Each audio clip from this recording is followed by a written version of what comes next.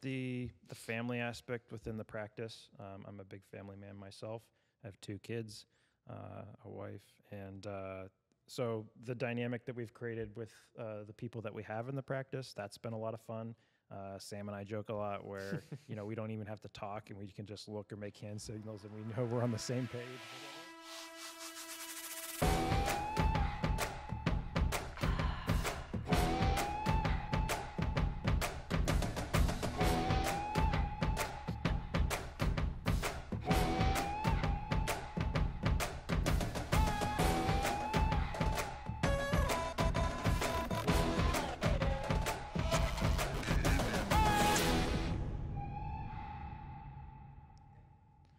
All right, welcome back to the Pure Playbook. I am Dr. Dustin Boston. Sitting next to me this week is Dr. Nate Merhout.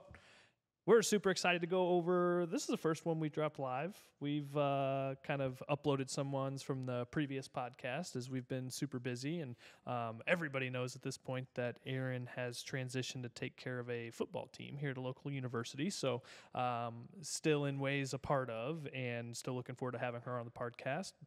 But still going to keep bringing education and information for student athletes and their parents trying to keep up, and also giving insight into our lives, our lifestyle, talking about things that we do here in the practice, and some of the cool things we're doing more outside of the practice as well. But Dr. Nate's been with us for better part of, almost 2 months now. Yeah. And ripping, roaring, your clients converting over here, seeing more student athletes because of it, starting to do more pure athlete evaluations. Just kind of take us through a little bit of this transition, like fill us in on kind of what you've experienced here, what you're excited about. And Yeah. One thing definitely, and my wife's told me this multiple times since the transition, she said that she sees that my spark is back. And in anything, I think you can, get stagnant in some positions and things. So you never want that to happen. Obviously, I don't want it to happen here, and I don't think it will because of the dynamics of what we're doing here. But I've been having a lot of fun seeing and meeting a lot of new people, helping a lot of people. We've had some awesome results with just simple things that I tend to specialize in. So it's fun seeing what I do fit very well in this style of practice. Obviously, I'm learning some new things from both Dr. Dustin as well as everybody within the practice. So that's been fun. I consider myself a lifelong learner, so I'm always looking to learn something new. And you can have it too. Yeah. You can have that label.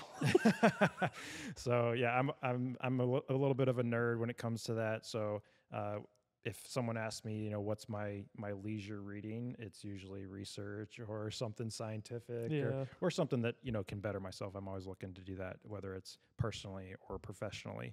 So, and that has happened, I think, a lot within the past couple months. We were down in Orlando. That was a great professional experience to both help myself as well as the practice grow in the way that it needs to grow. Help as many people as we can with what we're doing. So that was great. I love that.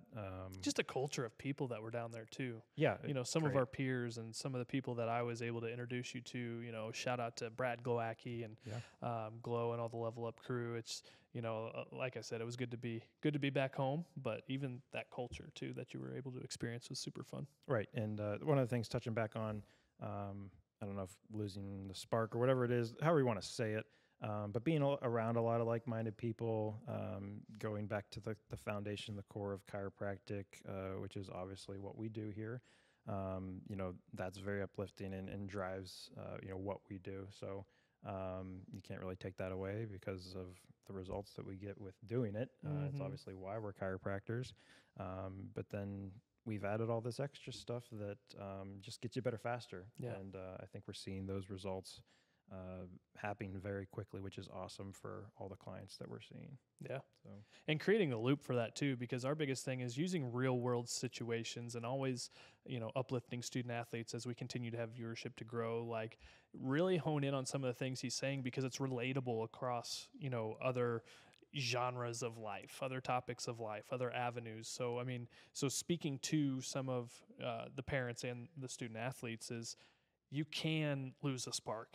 There can be some monotony. There could be some not so great situations or not so ideal situations, and sometimes it's hard to move within that, and sometimes it's hard to move away from that, because then you're talking loyalty and trust and time spent and investment in, and it's not always easy when it's just you start going through the motions.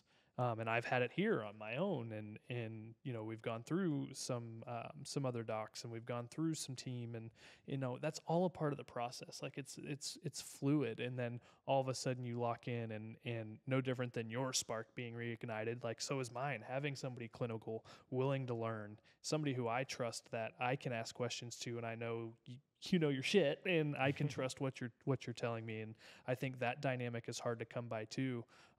So just the people that we like to think we are anyway, very humble, willing to learn, student of the game, student of everything.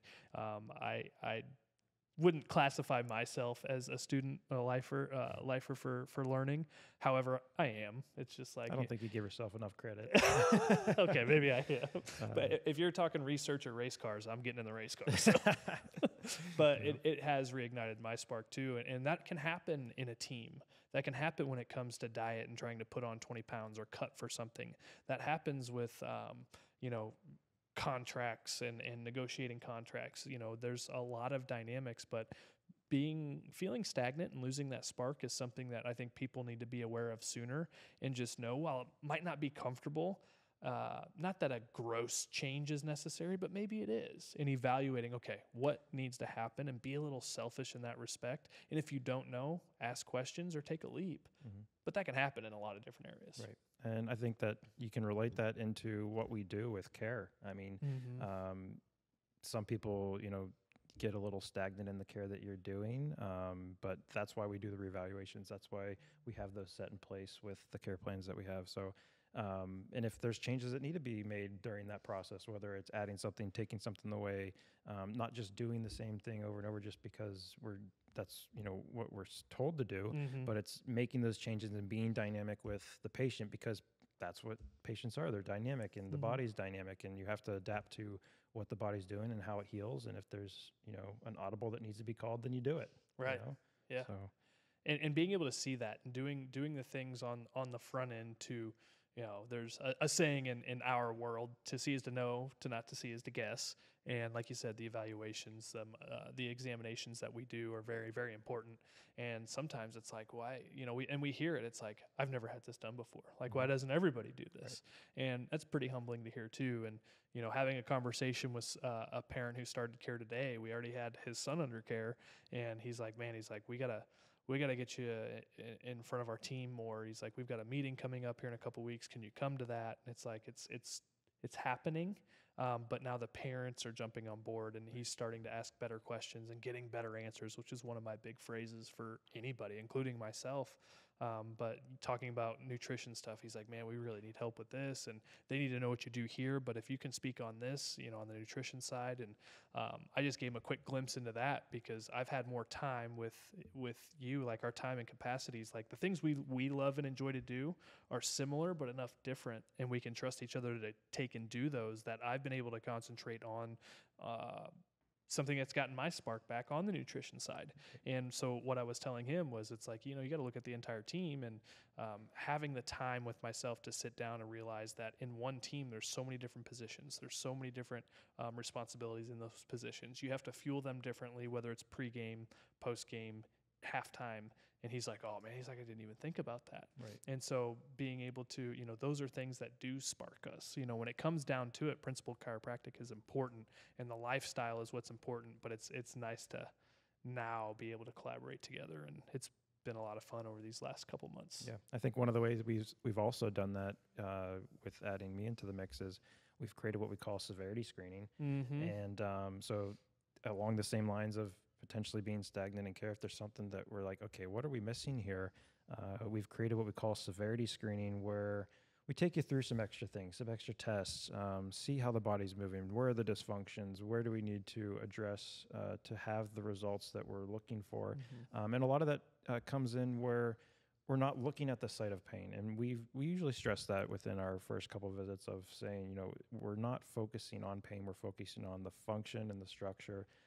Pain will go away as we treat that. You know, it's not a matter. You can treat the area of pain and get results, but if you don't look at the other places around it, above it and below it, then you're not going to get the sustained results, and you're not going to actually correct the issue. So that's where the severity screening comes into play, and we find things that you wouldn't realize are actually related to what's going on and why you're having the pain. So something as simple as someone's coming in with knee pain, you know, we'll look at the hip and the ankle.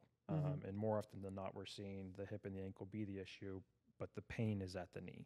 So that's where that comes into play, and we find other areas of dysfunction to address where there's actually pain. Yeah.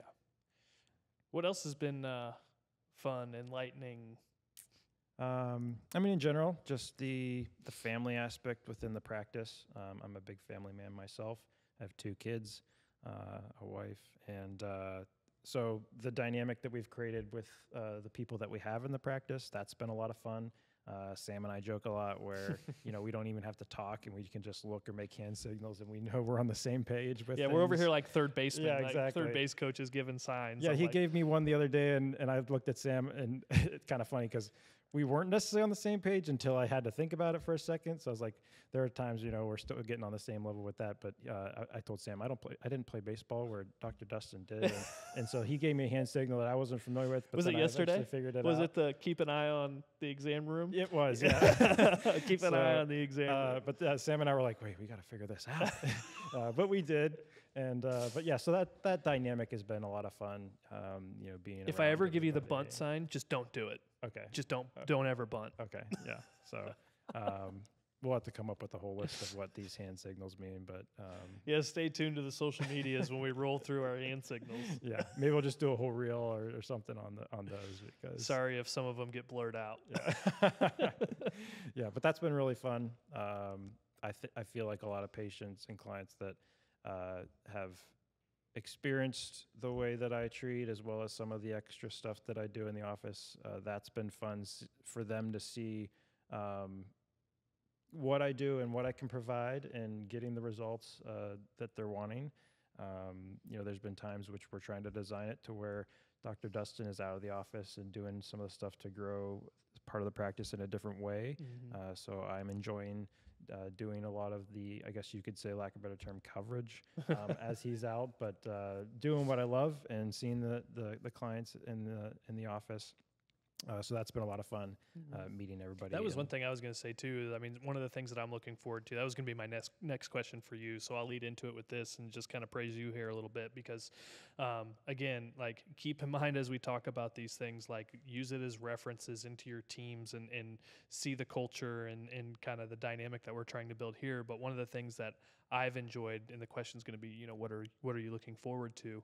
And even just this past week, I was able to, and I was hesitant. Like, I don't like feeling away, or like I'm putting more on people's plate, or like I'm evading the practice. And I'm finally, with who we have here, it's comfortable for me knowing, like, it's good. Like, we got it. We appreciate it. The responsibility is good for us. I enjoy that. I feel better doing that for the sake of the practice. But I was able to go, I left Wednesday? Yep. I left Wednesday morning to go up north to a racetrack they raced Wednesday, they were off Thursday, raced Friday, Saturday, and I was able to go up there and adjust almost 100 crew drivers and families at a big race this summer at the Prairie Dirt Classic up at Fairbury. And now this weekend I'll leave, I guess, Wednesday night after shift, and I'll head up to Cedar Lake, Wisconsin. And so that's, and I don't think I adjusted a couple people twice, but in that 76 people I adjusted, so call it 78, 80 people, 76 of them were, 76 individual people, and maybe I did like 80 or so. That's 76 people's lives who are changed. Yep. That either they knew about it. You'd be surprised how many people. I was like, have you ever been to a chiropractor before? And it was kind of hard for me because it's like, I don't have any films. I want to take films and x-rays. And I told them this, and I educated them on this. And I did an evaluation, just like a severity screening, do some orthos, work them through.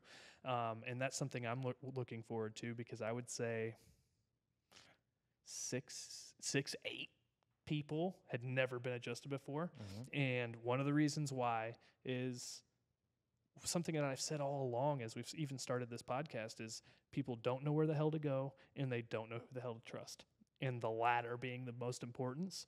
So it's humbling to have some of that credibility now with some of my friends. You know, the Gundakers have made people aware of me and brought me on site. And but overall, the overarching theme here is like more people are going to be impacted in a time like right now where these drivers have student athletes. You know, they have wives and families and they need taken care of. And so I'm super excited to be able to spread the brand and the profession in that way with people who I can trust here too. And having a great end of the week last week, we come back and we're rip-roaring Monday and start 4 more people on Monday. Like, what a great aspect to have as part of a team, to where if somebody's out of a vicinity, the team still goes and grows. Yep. That's one thing I'm very much looking forward to. Yeah, I would agree with that. The team approach in any aspect of life, you're going to get farther anyway with working with everybody. Everybody has their role, and that's, you know, things that we are trying to figure out, who works best in what role, you know, who's in the driver's seat at what point at you know, what day. And that's something I'm looking forward to, figuring out the things that I do best as well as what I enjoy the most. Because ultimately that's what you want to do. You want to look forward to going to work every day. It shouldn't be work. Right. You know, you always hear people say, yeah, I never worked a day in my life. You want to get to that point. That's what you want to strive for in life. So, you know, you're happy and, you know, less stress at work because you're just enjoying what you're doing. You're not looking at the clock waiting, you know, when am I going to go home and see my family and that kind of thing. But, you know, I don't find myself looking at the clock trying to figure that out. Obviously, I love my family. I want to see them at the end of the day. But I love and I'm enjoying every aspect of what we're doing here. It's also nice when they get on your nerves. You know, you can go somewhere you still enjoy to be. Right, exactly. But yeah, I enjoy the aspect. I mean, in general, I became a chiropractor and was in the healthcare field because I want to help people, and that doesn't that includes helping the people around you that you're working with. So if it means that, you know, Dr. Dustin gets to do what he enjoys, that makes me happy. That fulfills me that he is doing what he's wanting to do with the practice and move things forward in a direction that he wants to take it to. So being the person that he can trust and be here, you know, while he's out and doing things that he enjoys, that's fulfilling to me. So that's, you know, what I'm looking forward to as we, you know, add other people, the people that are already here, them getting into the roles that they want to do and the stuff that they enjoy. Sam and I had a little bit of a conversation about that as well, and some of the things that she really likes and strives to be within the practice. So if I can facilitate that and I'm still enjoying what I'm doing, by all means, let's do it, you know? Yeah. So, but yeah, tell us a little bit more about, obviously you were away that last weekend. This weekend, you're also going to be doing some stuff, but where's that going and what's the direction you're wanting to go in? I mean, the biggest thing is there's been a lot of great feedback with it. Like, I'm pretty hesitant. I'd say I have a lot of confidence in a lot of areas, but I'm not real pushy. I'm not real, my wife is like a butterfly. She meets people very easily, and I'm more a little subdued, below the radar a little bit. So in all honesty, this could have probably happened faster, but that's just not me, and that's okay. So, but now where it's going now, especially after this weekend, I mean, 76, and we're not even trying. Like, there's some people that know of me, which is cool, but now really the whole goal is I would love to, and why our schedule's structured the way it is, you know, we're closed on Thursday evenings, one, because I didn't have another doc here yet, but two, it allows me the availability to leave on a early Thursday afternoon, and if there is a Thursday, Friday, Saturday race, 3-day race, or maybe there's a couple different tracks I can go to, I can be there. I race modifieds as well, as some of you know, but and getting to the point to where that's a family thing for us is racing. The boys are getting ready to start racing, and it teaches them values and how to fix things. And so it literally allows us to take the family and be together, but more importantly, push the brand and the profession forward. while also getting people adjusted that need it. Like they have no idea. And some of these guys have only been adjusted once. So if I can be at multiple tracks and follow them. So I was at Fairbury this past weekend. Now I'm going to, they went up to Wilmot. They were rained out last night. They went from northern Iowa into Wisconsin. I believe Wilmot's in Wisconsin. Unfortunately, they got rained out. But if I could have went there and then followed them, Cedar Lake starts Thursday night. Everybody's going to be there Wednesday, but I'm going to stay here and practice. And then, but the racing starts Thursday night. And if I can follow them and one, give them a better quality of life, but two, give them, yes, better performance, but have them to really start to get like there's other options in this world when it comes to their health. That's really the ultimate goal. And so it's fun to see now, checking and making a post. And, Ryan Unzicker already shouted me out unprovoked. And I woke up this morning, I was like, holy cow, that's cool. And a lot of these guys had a lot of great feedback. So really the goal with that is if especially at the end of the week, if I can follow these guys around on tour, get them adjusted, build the profession up going forward, and also be able to race and do something I love with my family, I think that would be a pretty cool deal because there's a lot of life values in that. Yeah. So, if I could be everywhere at once, that'd be great. And so, and as we continue to grow here, what are other docs' positions? Like we've had a great month of July, and we have grown probably one of our best months of the year in July. So as we grow here, what are other docs' roles and what fulfills them in the same way that fulfills me? Because like you said, it's so easy to know who your teammates are and what their positions are, but do you really know what they value and what they love? And I would love to help everybody here from afar fill holes, verbiage stuff, answer things, and make sure everybody's loving what's in here. And I would love to be out there 80-90% of the time. And there's a lot of people, like I can think of one of my buddies who loves to be in the four walls. Like he'll probably practice till he's 160. Right. Like he just loves to be in the four walls. And that's not so much me, but it is comforting knowing that there's team now that we can lean on that doesn't resent you for being outside of the four walls. Exactly. Because don't assume, like it's really easy to do that on a team. Like, oh man, they want to do it this way. And it's like, everybody has a different feeling. Learn what they love to do and what they value, because I think, having the responsibility of the office obviously drives you, and it's something that I'm learning. It's like, okay, well, that's cool. It's just different. Yeah, that's where I think the communication part comes into play as well. Very good communication that we have within the whole team, and don't try to really push anything under the rug. It's like we bring it up to bring it to the table and address it if it needs to be addressed, and so that we know how we're feeling in different situations, or if someone needs a little bit extra help here or there, we're there for each other, both in practice and in life. Yeah. So it's like, that's how the business is going to be the best it can be. But I do want to take you back to the track, which I don't think you're going to oppose that. But you were really passionate about coming back this on Monday and telling us a couple stories about some of the people that you saw. But one of the scenarios, someone ended up with a concussion, and you were there to see that and kind of guide them through the process. But tell us a little bit about that. And obviously, a lot of people don't realize chiropractors can assess that, but I'll let you take it from here. So, if you, I posted like 10 pictures this morning, and in one of those, there's a group of people around me, and it looks like I'm like literally giving a health talk, or like I'm educating right underneath the Gundaker's trailer. I've got the table set up there, and there's like a circle around me with people, and I'm like standing here like this in the middle of this educational moment, where he had fell a couple days before at the track, landed on the back of his head, had staple in his head, and luckily he didn't have a brain bleed from what it sounded like. But just the way he was talking, I was like, because I'd met him before, and I was just kind of wondering, and he told me what had happened, and he told me that previously in the day, and I was like, okay. I was like, you're getting checked. Like, get your money out, you're getting checked. I was like, I'm not leaving you unchecked here. Right. But I went through the beginning stages of a concussion evaluation, and some of the neurological responses that happen.